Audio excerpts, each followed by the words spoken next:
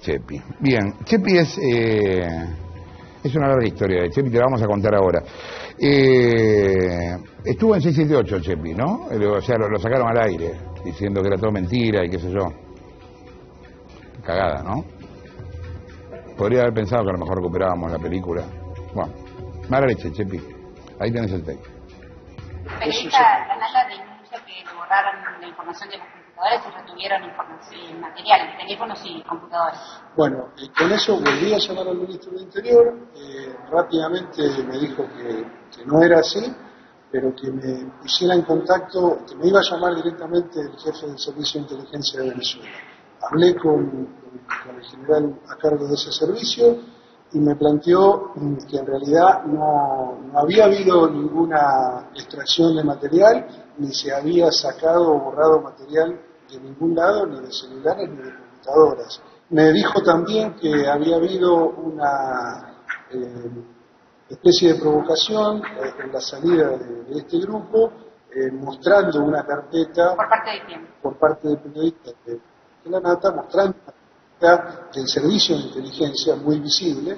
Eso el personal la salida lo retiene para consultarlo por qué tenía esa carpeta del servicio de inteligencia. Le digo, es como entrar o salir de Estados Unidos con una carpeta de la CIA en la mano.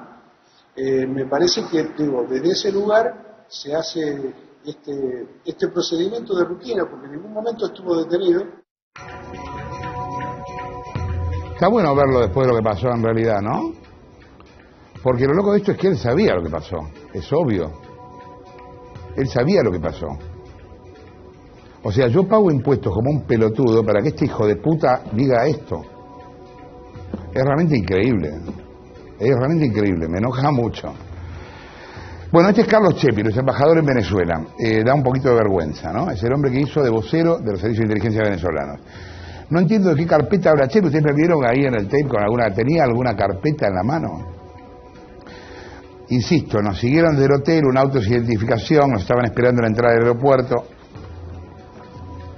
Y minutos después, porque esto es apenas salimos al ratito, en la televisión pública, que también garpo como un boludo, para que se cague en mí, que en la televisión pública este tipo dice esta pelotudez.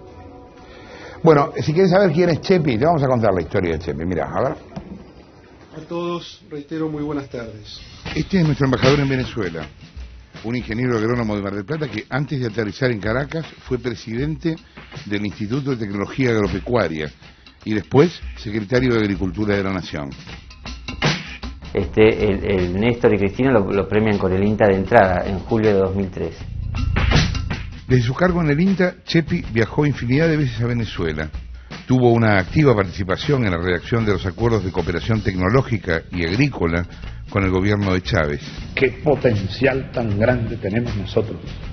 ¿Cuántos millones de hectáreas tenemos? Aquí nosotros tenemos, Chepi, cerca de 20 millones de hectáreas.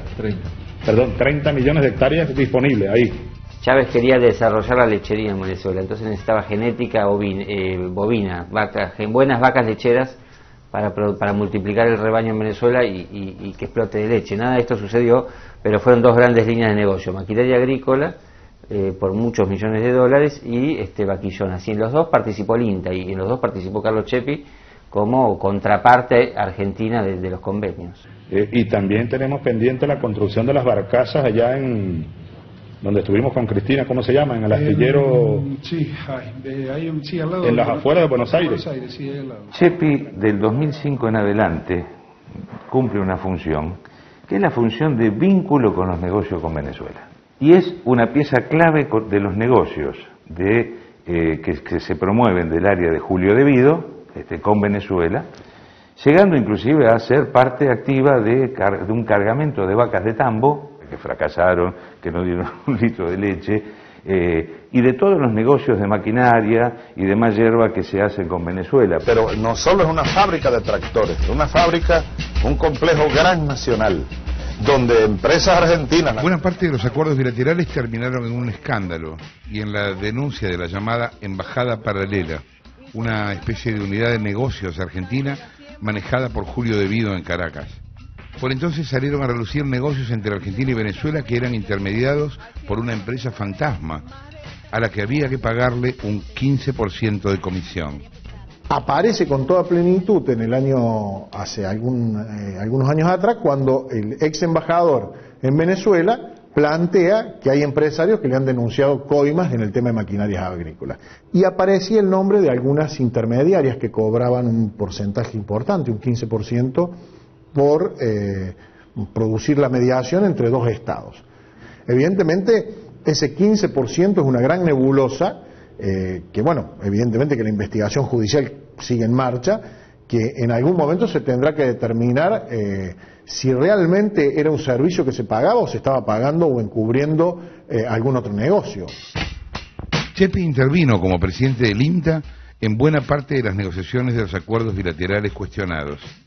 Él firma como el INTA, él era de alguna manera quien participaba suscribiendo el convenio, porque él era quien estaba a cargo de la capacitación que se le iba a dar a los venezolanos, ¿no? El rumor que daba vuelta es aquello de que eran como el celular, si no le ponías el 15 no funcionaba. Y nace una empresa nueva. Una empresa, es la fusión, una empresa mixta, pudiéramos decir. En total, según algunos cálculos, son 43 millones de dólares lo que se pagaron de comisiones por ese negocio, que fue un negocio importante para la industria de maquinaria agrícola, porque muchas empresas que no exportaban empezaron a exportar maquinaria a Venezuela, y no sé si tan importante para Venezuela, porque mucha de esa maquinaria agrícola argentina tuvo problemas, hoy derrumbada en algún galpón, no sirvió no formó la agricultura venezolana como nos vendían. Con la presencia de la presidenta para inaugurar en la posta de Hornillos un muy buen lugar para seguir haciendo investigación exclusivamente para este sector. En 2008, Cheppi pasó a ocupar la Secretaría de Agricultura en plena crisis con el campo. En esta ciudad nunca se pensó en grande. Tenemos que cambiar la mentalidad. Los marplatenses no merecemos algo mejor. Esta vez voy a elegir a alguien que esté mucho más preparado. El año pasado intentó suerte como candidato a intendente por los K en Mar del Plata. Para poder recibirse ingeniero, el hombre trabajó de tachero, ¿me entendés? Conoce la ciudad. Y a pesar del apoyo de todo el aparato, salió segundo. Tiene línea directa con la nación en serio, no tiene que ir a golpear la puerta. Mar del Plata merece mucho más. Carlos Cheppi. Cheppi al ser un soldado de vida, le va a garantizar que algunas cosas no se investiguen, porque hay casos sospechosos, convenios sospechosos que se han firmado hasta en diciembre de 2011, o bueno, una continuidad de los negocios que hoy son prósperos con algunos grupos empresarios amigos del poder. Bueno, Carlos Cheppi es un gran compañero, es un kirchnerista de ley, él esté donde esté, siempre va a defender todo, pone siempre lo colectivo por sobre lo personal, y para mí es un orgullo haber caminado y caminar al lado de Carlos. Él insistía mucho en el tema aquel del mito. Tú eres un mito, porque se hablaba mucho, Cheppi, del mito Chávez. Y a mí hasta me molestaba la palabrita esa, la bendita palabra mito. El 6 de enero de este año, sin tener ningún antecedente en el mundo diplomático, volvió a Caracas, que tanto conoce, como flamante embajador argentino en la tierra bolivariana. Ahí lo tenías a Cheppi, que era tachero. Tendría que haber seguido siendo tachero, Cheppi, en realidad. Nuestro embajador chavista en Venezuela. Luciana Geuna. ¿Cómo le va? ¿Qué tal, Bárbara? ¿Cómo estás? Muy bien. Estábamos hablando en serio hoy, qué necesidad, ¿no? No, ¿por qué? ¿Qué necesidad? Está bien. Agradecí que luego que te muestren entero. Un paneo sobre... Bueno, dale, sí, perdón. Vamos a hablar de Carlos Cheppi y vamos a hablar específicamente de su rol en lo que recién explicábamos en el informe, que es la embajada paralela. ¿Qué es esto? De alguna manera la embajada que se conformó desde el Ministerio de Planificación, es decir, los negocios bilaterales con Venezuela se manejaban directamente desde el Ministerio de Planificación. ¿Negocios entre comillas? Negocios. Yo no sé por qué vi comillas. Carlos Cheppi en parte, bueno, ahora vamos a hablar de una de las personas que se encargó de los negocios con comillas, que es Claudio Uberti, y vamos a hablar también de su vínculo. Tiene mayúscula, no tiene comillas. Bueno, pero vamos a ver que Cheppi también lo conocía muy de cerca, Uberti, eso es lo que vamos a ver ahora, pero vamos a empezar Uberti hay una foto con una canilla en la mano, pues te afanó hasta las canillas. Recordemos a la gente quién es Uberti, es el famoso, digamos, era el famoso embajador paralelo, de verdad, era un funcionario que se encargaba de los peajes, sin chiste, estaba a cargo de los peajes, pero en realidad... Y se lo tomó en serio. trabajaba yendo y viniendo a Venezuela con estos negocios bilaterales y fue el que finalmente apareció en un avión privado viniendo justamente de Caracas con Guido Alejandro Antonini Wilson y $800.000 en una valija. ¿Qué es lo que muestra un poco qué es el conocimiento de Chepi sobre cada una de las cosas que pasaban en Venezuela? Los cables reservados que mandaba la embajadora Alicia Castro. Estos son cables diplomáticos que están en un expediente judicial, digo, para que no nos acusen de espionaje. Vamos a ver el primero. Este es un cable reservado de Alicia Castro que lo que muestra es una visita.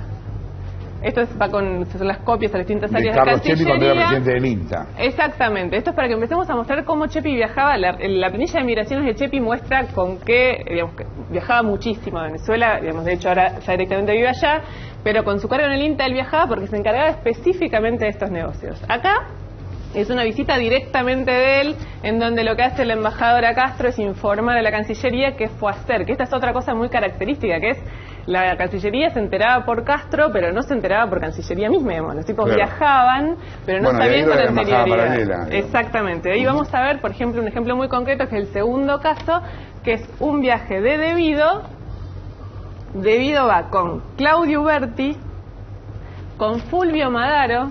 ¿Te acuerdas de Fulvio Madaro? Que era Madaro era el de Skanska. El de Skanska, exactamente. Ezequiel Espinosa de Narza y Carlos Chepi, que también está en la comitiva y en casi todas las comitivas. Ahí estaban todos del juntos. Ministerio de Planificación y Madaro. Exactamente. Ponían un camión de culata en el avión y se Escochimarro, que ahora es el vocero de la presidenta. Fíjate que está Escochimarro, que ahora es el vocero de la presidenta. Y un tercer caso que vamos a mostrar es otro viaje de Chepi. Estos son todos viajes específicos de Chepi para motivos bilaterales, de negocios agrícolas y lo que quieras, pero todos tenían que ver con envíos del Ministerio de Planificación y él participaba de todas las comitivas de planificación y así lo hizo siempre. De hecho, ahí vimos el tercer ejemplo. Hay este es un viaje con Obey, del gobernador de Santa Fe. Chepi, por eso, iba directamente como un enviado del gobierno argentino a Venezuela. Hay cables, tenemos un montón, son muchísimos, estaríamos hasta mañana, pero hay cables donde directamente Alicia Castro dice que se entera por funcionarios de Venezuela que Chepi viajó para allá y que se entera de qué hablaron en el informe a Cancillería por los funcionarios de Venezuela. Pues sí que es lógico que no me defendió. Yo digo que está ahí hace mucho tiempo, los conoce mucho más a ellos que a vos. Eso no me parece que es así. De hecho, si hay cosa que está clara es que Chepi, de alguna manera, el premio a su trabajo fue este. Un último dato, en la causa judicial están las agendas de Uberti, con quién se reunía Uberti, quién es uno de los visitantes más frecuentes de la agenda Uberti, Carlos Chepi. Uberti el de la valija. Uberti es el de la valija, el que nadie puede negar que si hay negocios oscuros con Venezuela lo llevaba adelante Claudio Uberti. Bueno, ¿quién era uno de sus visitantes frecuentes en la oficina? Chepi. Carlos Chepi. Un saludo a Chepi. Acordate, estás en Venezuela, Chepi al 2020 y el hombre llega y te salva de lo que sea. A ver, ya que estamos mostrando expedientes secretos, hagamos un poco de periodismo. Vamos a mostrarte parte de lo que trajimos de Venezuela. Esta noticia de la que vas a enterarte ahora va a tener mucha repercusión internacional y te puede interesar por dos cosas. Primero, por lo que significa en sí, porque habla de Venezuela. Pero ¿sabes por qué también quiero que te intereses en esto? Por Argentina, no solo por Venezuela. Quiero que te interese lo que vamos a contar por Argentina. Porque después de aquel programa Recuerdo del Futuro, los paralelos son demasiados.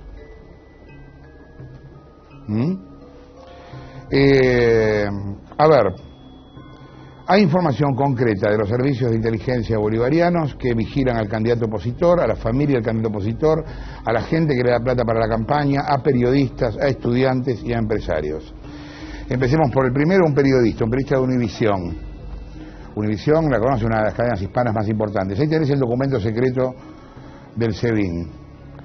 El periodista es Jorge Gilberto Ramos Ábalos. Y ahí lo tenés al periodista de Univisión hablando, así lo conoces, a ver.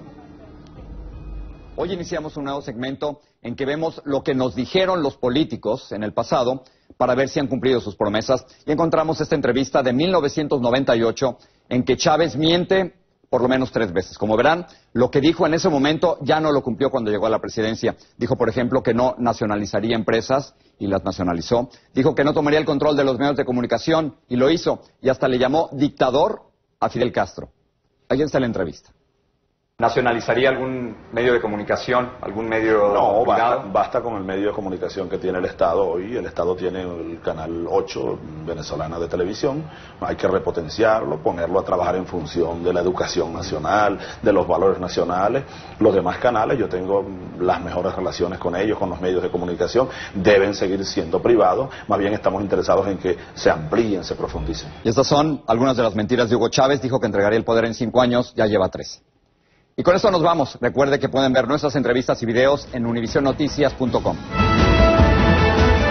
Raro verlo a Chávez jovencito, ¿no? Viste, decía que no iba a nacionalizar nada. Un encanto Chávez. Bueno, al periodista seguro lo tienen de cara, ¿no? Es un tipo conocido, si ves el cable y eso. En Estados Unidos es muy conocido, periodista de Univisión. Mira, sigamos viendo el expediente de los servicios de inteligencia de Venezuela. Fíjate que hay un detalle que dice, ¿ves? Se requiere de inmediato informar la llegada del ciudadano. Le hicieron lo mismo que a nosotros, digamos. De nacionalidad mexicana, Jorge Roberto Ramos Ábalos, conductor del noticiero de Univisión. Bueno, se ve por ahí el documento en general, foto de la persona.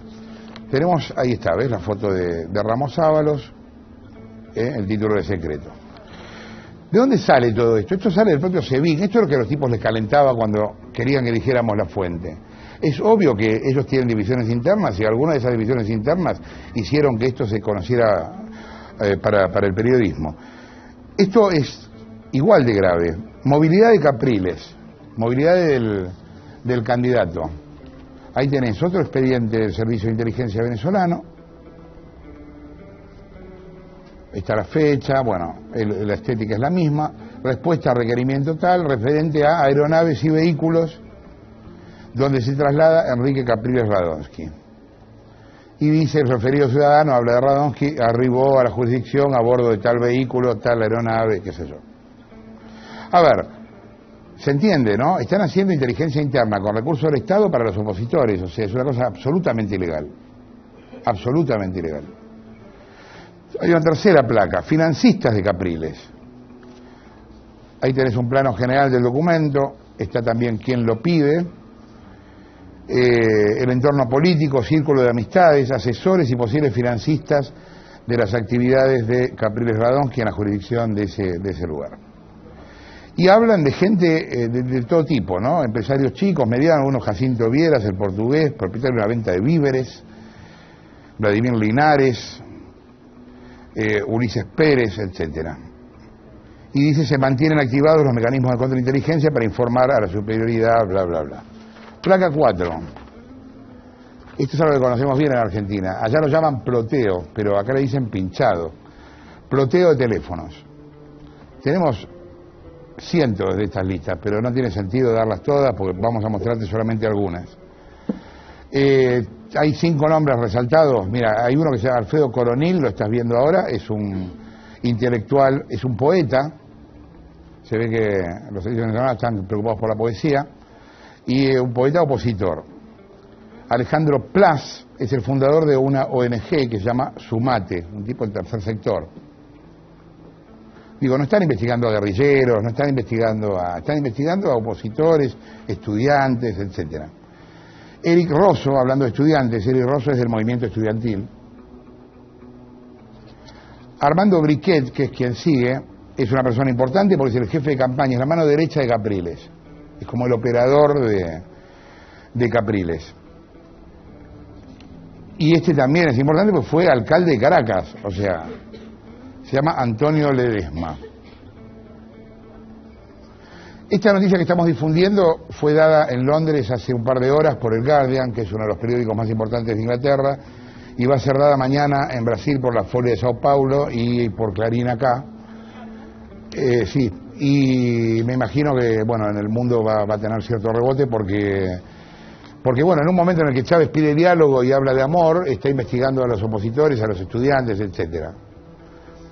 No parece una idea de democracia demasiado encomiable, ¿no? Por eso te decía que esto a uno le preocupa por Venezuela, porque, qué sé yo, después todo a uno le preocupa, pero más a uno le preocupa por Argentina, ¿no? Porque, bueno, la figura de Chávez es admirada por Cristina. De hecho, hubo intercambio de telegramas diciendo el triunfo fue de los dos, en los dos casos, ¿no?